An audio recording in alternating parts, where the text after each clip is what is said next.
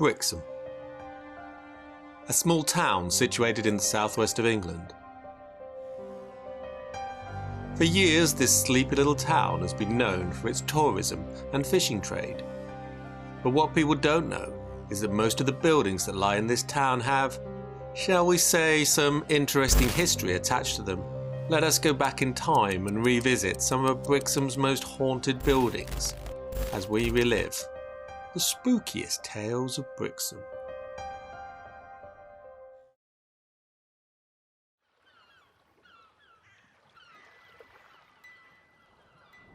Bob!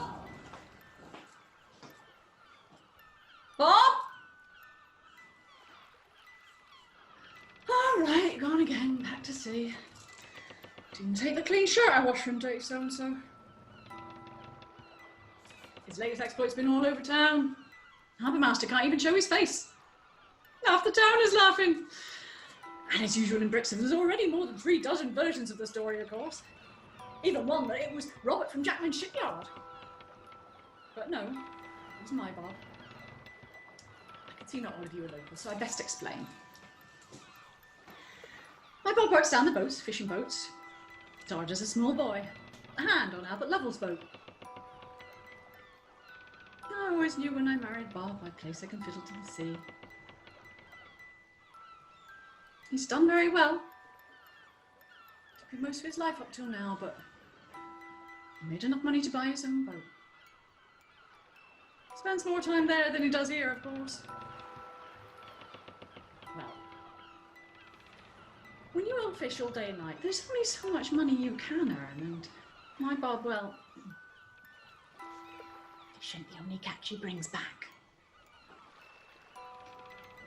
The customs and revenue charges on luxuries like brandy and tobacco are criminal. And if it weren't for fellows like my Bob, well, then old Adam Stapleton couldn't keep his pipe filled, and old Dotty Burrows wouldn't have her evening brandy.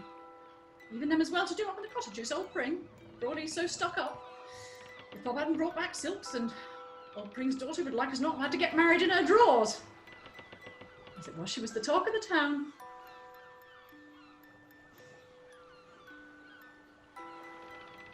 Of course, who's involved in the trade is a badly kept secret. Most of the folk know not to talk to the law about it. And I was just a maid. I was playing with my brothers and sisters in Fishcombe, and some of them revenue men came sniffing around looking for traces of the smugglers. Well, we'd seen kegs well hidden back up in the woods, so when they asked us, do we come here often and had we seen anything? We told them no. And then ran off. We were so shy.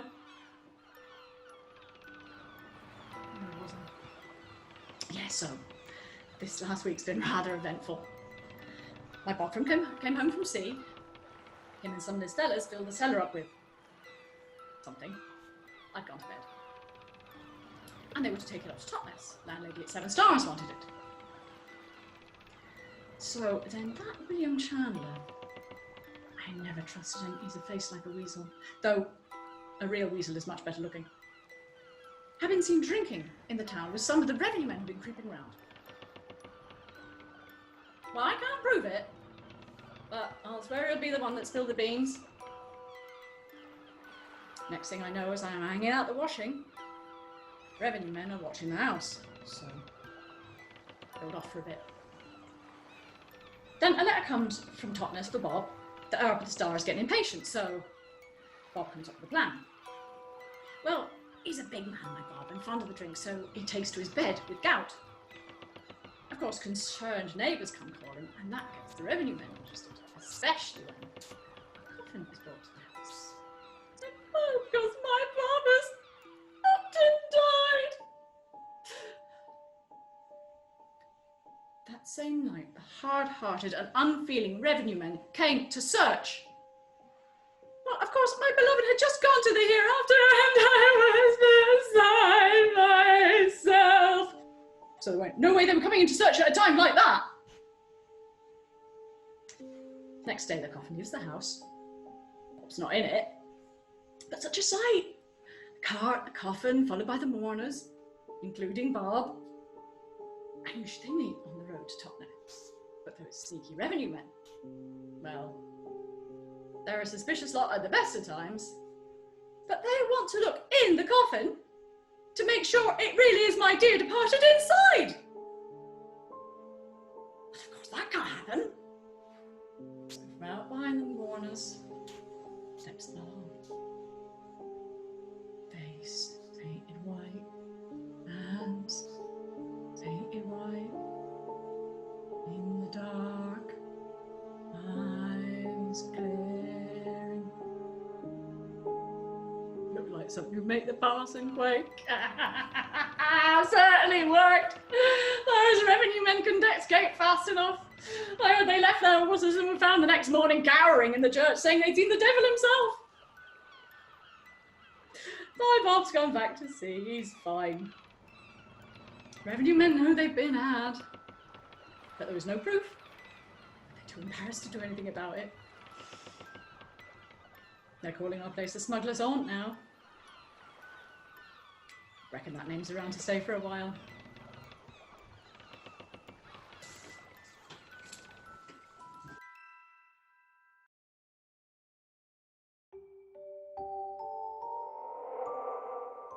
Many people in town have heard of the Coffin House.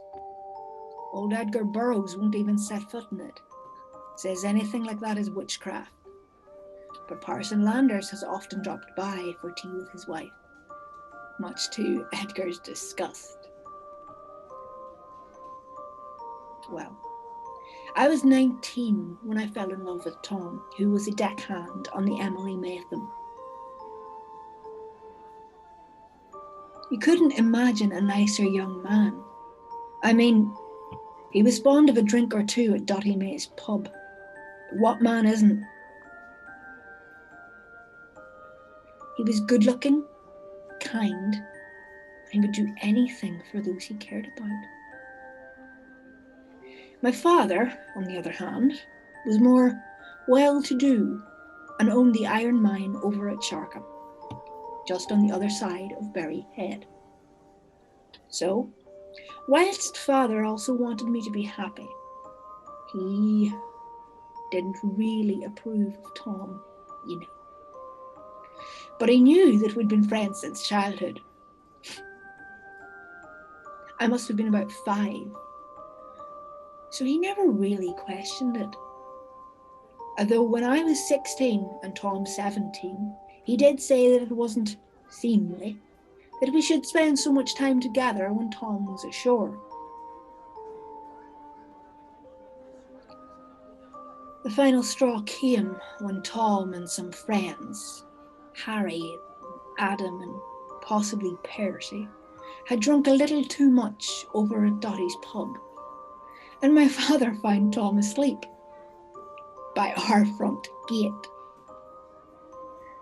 Well, the next thing was he started to try to get me to consider going to a young ladies' finishing school and all sorts of things. I couldn't imagine anything worse.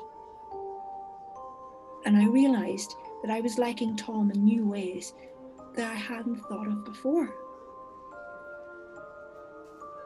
Well, we knew Dad didn't approve of him much, if at all. So we met in secret, went for walks along the cliffs, and once we even drank beer. But we realised that we couldn't carry on like this.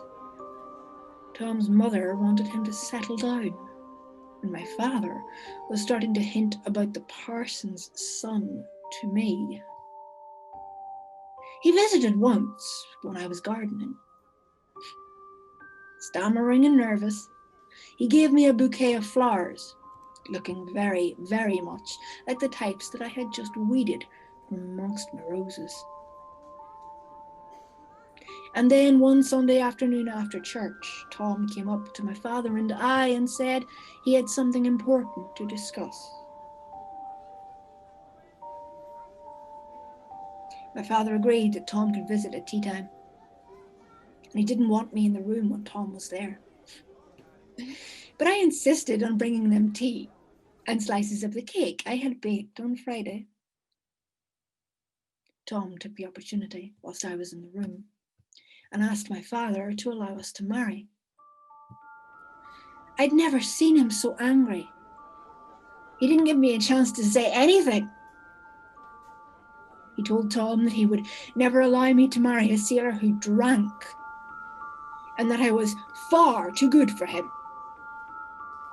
And his parting remark was that I would sooner see my daughter in a coffin. Tom said nothing. But as he left, he tipped me a wink. Whatever he was up to, it was something. And 2 days later, I found out. And he told me he had inherited quite a large sum from an elderly relative. Well, I saw a house being built on King Street that summer. Tom and I, we saw each other occasionally, and he always told me not to be afraid, that he had a plan. In October, the house was finished. Quite a strange shape. But then again, it was on the corner. And the week after it was built, Tom came to my father once again. Not a visit. My father had forbidden him to visit, so he caught us at the gate instead. He asked my father for a word, and before he could turn away, said once more that he'd come to ask his permission for my hand in marriage. I've never seen him look so angry, if possible, more angry than the last time he told Tom to never come back, or he would send for the constable. Tom was undeterred.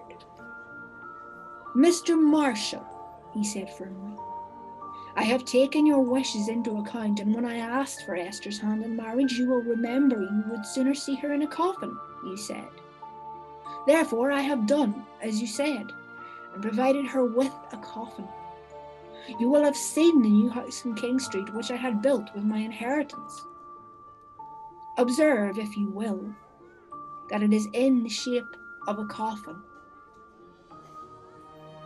I have built that house for Esther, and I will marry her.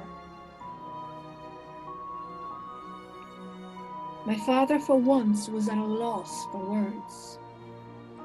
He could only nod silently. And finally he managed very well and stormed up the garden path. He didn't speak to me for 2 days, whilst he got used to the idea, of course. But he was beaming with pride the day that he walked me down the aisle. After all, how many girls in Brixham could say that their man had built a house for them?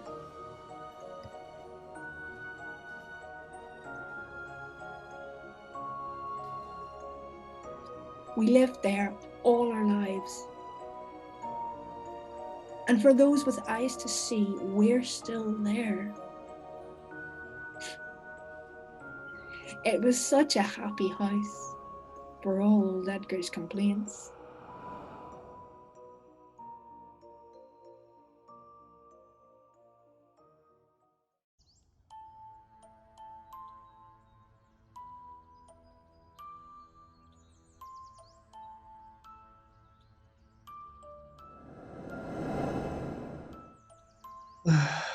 May the Lord forgive me. There is no forgiveness in life or death.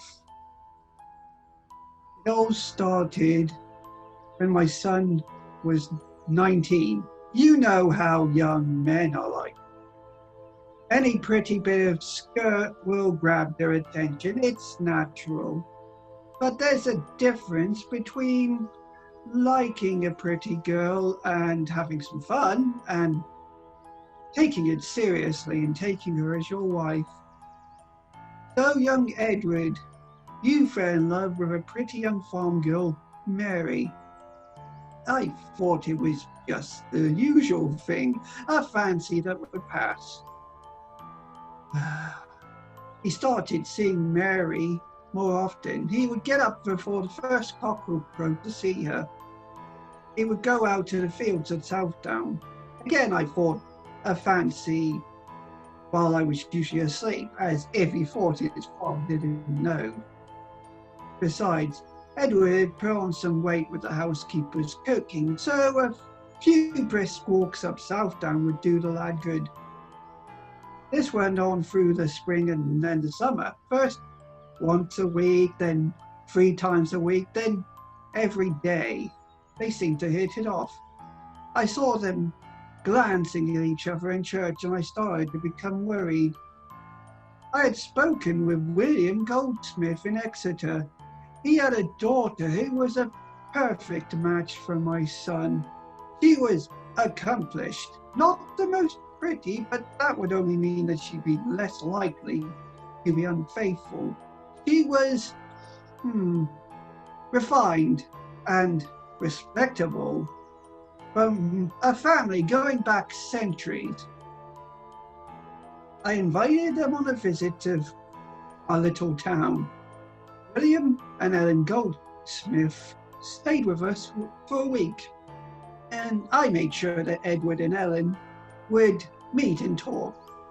Edward was very civil, of course, and Miss Goldsmith was very interested in my son. You could see her making every attempt within acceptable decorum to interest him, but still Edward slipped away to marry. He showed no interest in Ellen Goldsmith. The fact that she came from a good family held no interest for him, and this nonsense persisted even after the visit. Miss Goldsmith began writing to my Edward. He would barely read the letters and almost never reply, and then only with the briefest answer that civility would allow. So I packed him off to London. If he would not respond to Miss Goldsmith, he could go stay with his aunt. She would introduce him to polite London society. In the meantime, I had to deal with Mary. Her father was a tenant on my land in Southdown, so it was only a simple matter to meet with him and warn him that if Mary was not married off out of my son's reach, he would lose the farm. I found a nice young farmhand, Alexander from Kingswear, who was willing and delighted to meet such a pretty young girl, and I thought that would be the end of the matter. But I could never realize the depth of their infatuation. Of course, Mary could not write, so there was no way that she or Edward could exchange letters. But Mary, the little slut, had not only stolen my son's heart, but also disobeyed her father as well. Unable to argue against the wedding, she had paid a letter writer to write to Edward in London. Edward must have received the letters late. He rushed home from London, and as he arrived at St. Mary's Square, he saw Mary and Alexander coming out to the church. When he arrived at home, he never spoke to me. The next morning, he was not in his bed. I searched everywhere. The servants searched everywhere. It was almost sunset when we began to search towards Southdown. I found them together, Edward and Mary, hanging from the old oak tree in the corner of the field. There was a note in Edward's hand. Father, I can never forgive you. Mary and I were in love, and you forced her to marry another, threatening her father. Many times at night, I would hear him walking upstairs. Sometimes I would hear Mary's voice. I asked every night and every morning for their forgiveness. None came. Only the footsteps. Every night at the witching hour, I would see Edward dead, hanging from the doorway in the stable yard. cannot rest. I keep walking in the house until I find him, until I can tell him, convince him how sorry I am. I've been here for centuries. He and Mary are here too. I hear them. They will never let me find them, speak to them.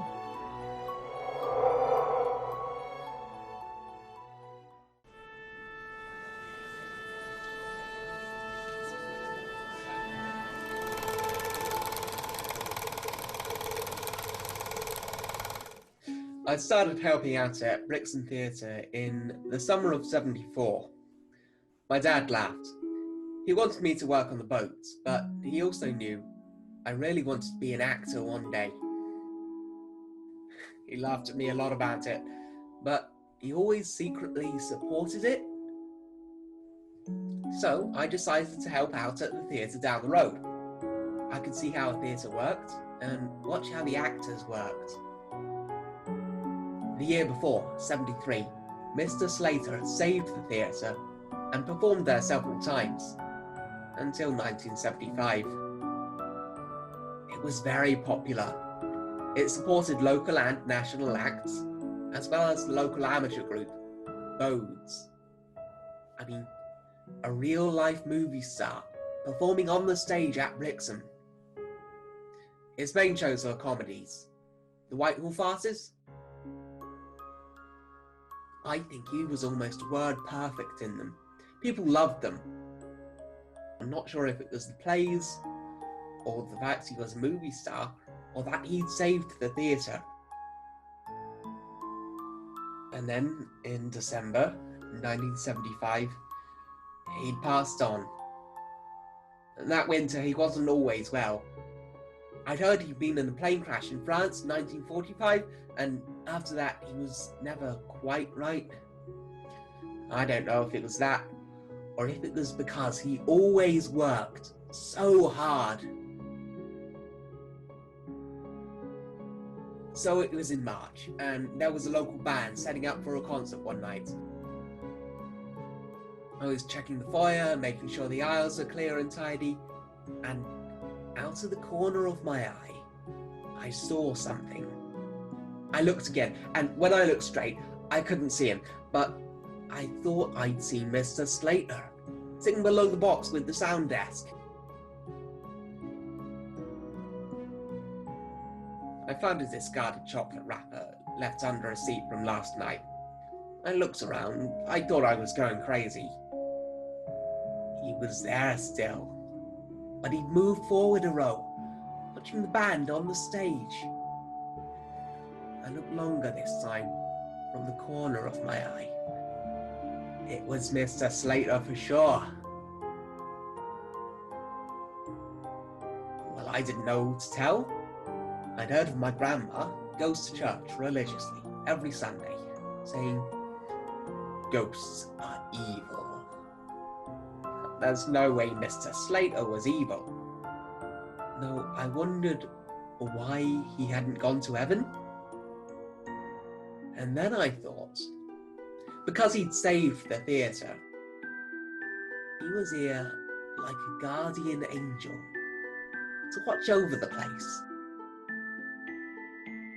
Well, I didn't see him again for a few months until once again I was sweeping the stage after a show by Bodes, and a seat in the auditorium folded down.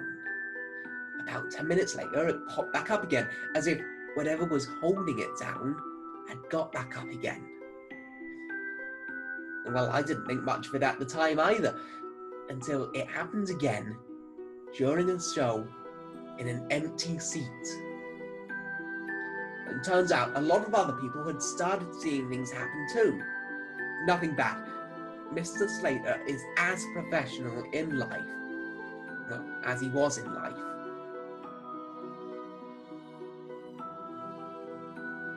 Evelyn, she does the box office. She's seen him there too. She was scared at first, but he doesn't do any harm. Well, I'd better get back to work. There's a showing tomorrow.